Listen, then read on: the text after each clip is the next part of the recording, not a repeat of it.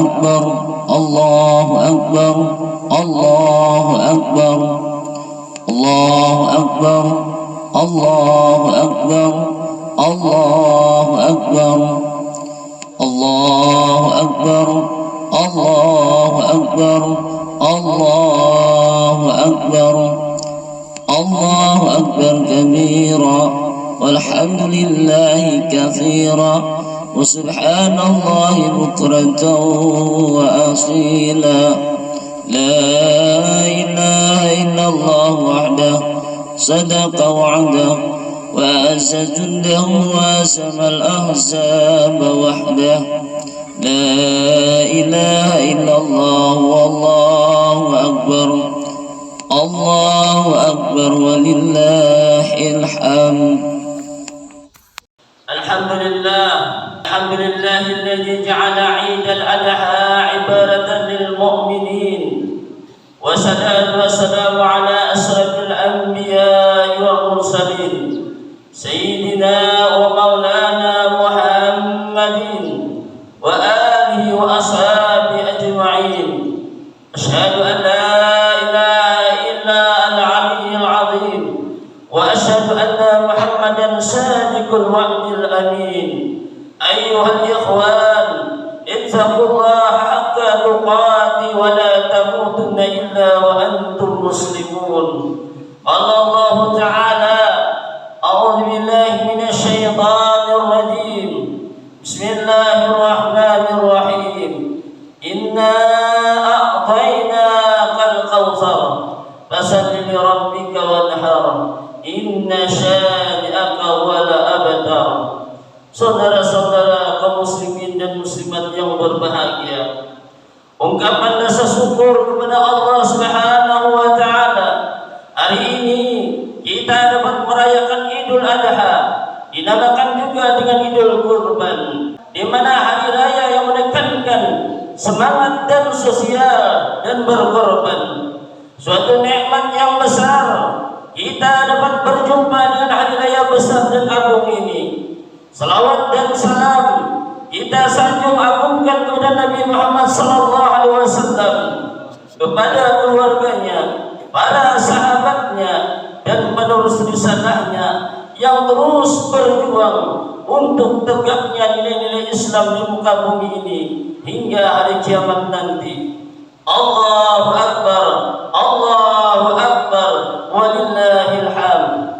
Ma'asyiral muslimin wal muslimat rahimakumullah. Salah satu kisah Nabi Ibrahim alaihissalam yang tercantum dalam Al-Quran berkaitan dengan perayaan Idul Adha yang menjadi salah satu hari raya besar umat Islam yang jatuh sejak tanggal 10 Zulhijjah dan diperingati pada tanggal tersebut dengan menyembelih hewan kurban sampai hari Tasyrik 11, 12 dan 13 Zulhijjah. Ibadah kurban yang disyariatkan Allah bertujuan untuk menanamkan keutamaan, kebaikan, akhlak mulia dan mengikis sifat kejaliman dan kerusakan. Perintah pelaksanaan ibadah kurban ini tertulis di dalam surah Al-Kautsar ayat 1 sampai 2 yang berbunyi, Inna a'tainakal kautsar fasalli li rabbika wanhar, yang artinya sungguh kami telah memberimu nikmat yang banyak, maka laksanakanlah salat karena Tuhanmu dan berkorbanlah sebagai ibadah dan mendekatkan diri kepada Allah Subhanahu wa taala. Dalam hadis yang diriwayatkan oleh Imam Ahmad, man kharaja min baitihi ila sira'il udhiyati kana lahu bi kulli khutwatin asru hasanati wa ruhiya anhu asru sayyiati wa rubiya lahu asru darajati wa idza takallama bi sira'iha kana kalamu tasbihan wa idza nafada samana kana lahu bi kulli dirhamin sab'a mi'ati hasanatin wa idza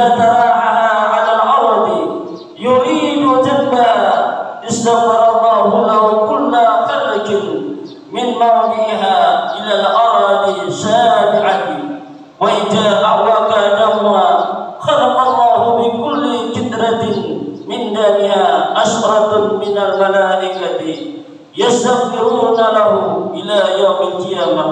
Rawahu Ahmad. Yang artinya, barang siapa yang keluar dari rumahnya pergi untuk membeli hewan korban, maka akan dihitung bagi orang tersebut setiap dari langkah kakinya 10 kebaikan, dan dihilangkan atasnya 10 keburukan, dan diangkat diberi atasnya 10 derajat. Dan ketika terjadi transaksi pembelian, maka setiap daripada ucapannya dihitung sebagai tasbih.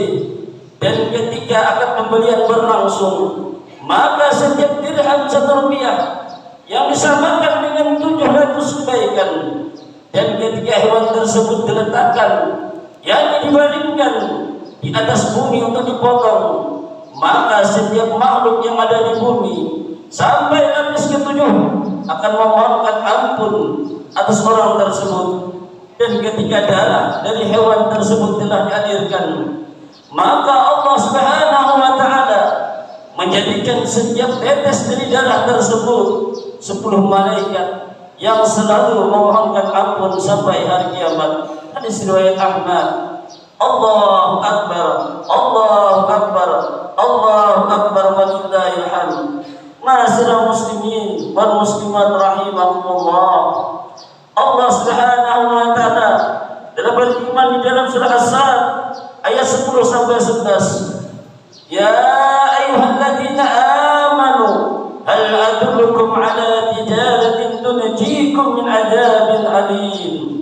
Tu'minuna billahi wa rasulihi wa tujahiduna fi sabilillahi bi amwalikum wa anfusikum dzalikum khairul lakum in kuntum ta'lamun.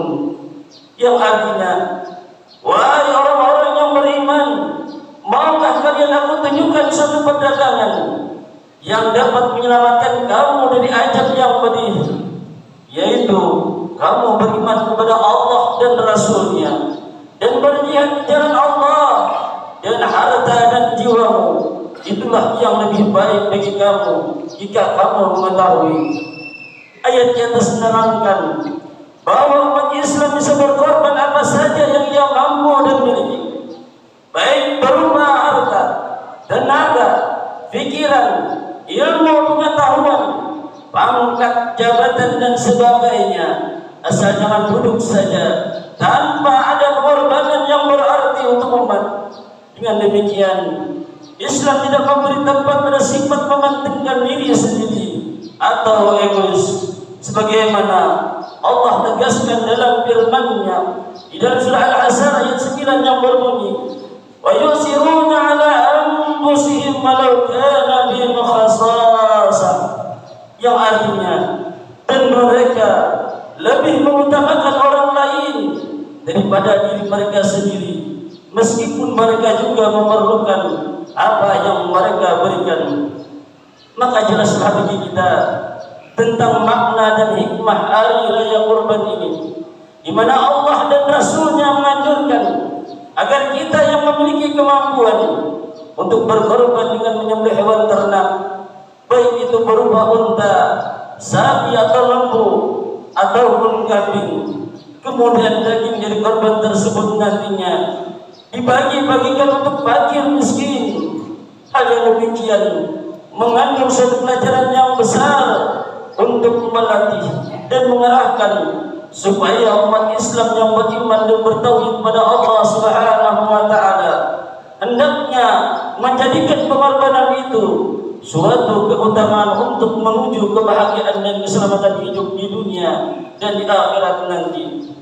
Orang-orang yang sukses dan maju dalam hidupnya ialah yang mau berkorban harta, jiwa dan raga, bahkan mengorbankan kepentingan diri pribadi, termasuk juga mengorbankan keinginan nafsu sahabatnya, ambisi karir politik jahatnya, ambisi karir dan jabatan, dan ambisi-ambisi dunia lainnya. Semua itu dia korbankan untuk suatu tujuan yang mulia, yaitu ridha Allah Subhanahu wa ta'ala.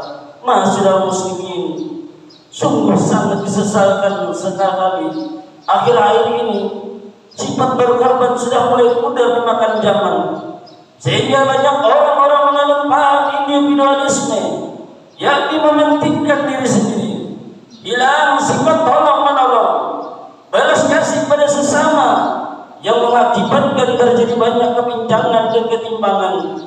Banyak konglomerat, namun di sekelilingnya bertebaran orang-orang melarat. Banyak orang kaya raya yang bersukaria, sementara di sekitarnya banyak orang makin miskin yang kelaparan, anak-anak yatim yang sengsara, perempuan janda dan orang-orang tua jompo yang terlantar.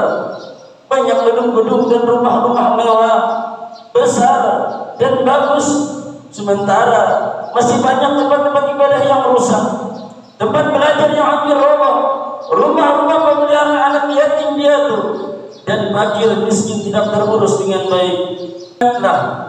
Keadaan semacam ini sangat dikecam dalam Islam. Bagi pelakunya dikatakan belum sempurna imannya, sebagaimana sabda Nabi sallallahu alaihi wasallam, "Laisal mu'minu billadhi yasba'u wa jaruhu jari'un ila janbayhi." Rawahu Bukhari.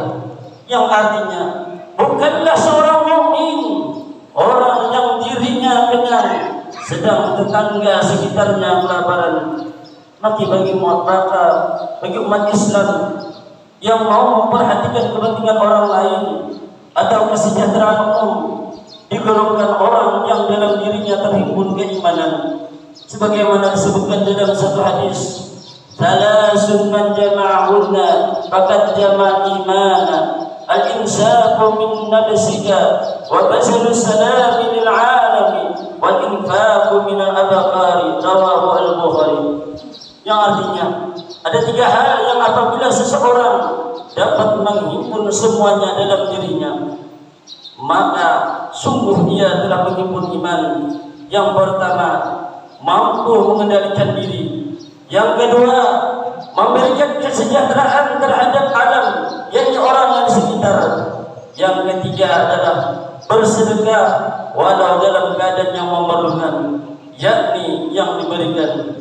Agar semua ini dapat kita terapkan dalam kehidupan di dunia mana ini, sering-seringlah kita mengambil iktibar dari ayat berikut, "Wa anfiqu mimma razaqnakum min qabli an ya'tiya ahadukumul maut fa yaqulu rabbi laula akharajani ila ajalin qarib fa asaddaqa wa akum minas salihin wa la yu'akhirullahu nafsan idza jaa ajaluha wallahu khabirun bima ta'malun." Yang artinya, dan sumbangkanlah dari apa yang telah kami karuniakan kepadamu sebelum kematian menjemput. Sukakah orang di antara kamu? Lalu dia berkata nantinya, "Ya Tuhanku, mengapa engkau tidak menunda ajalku sebentar saja?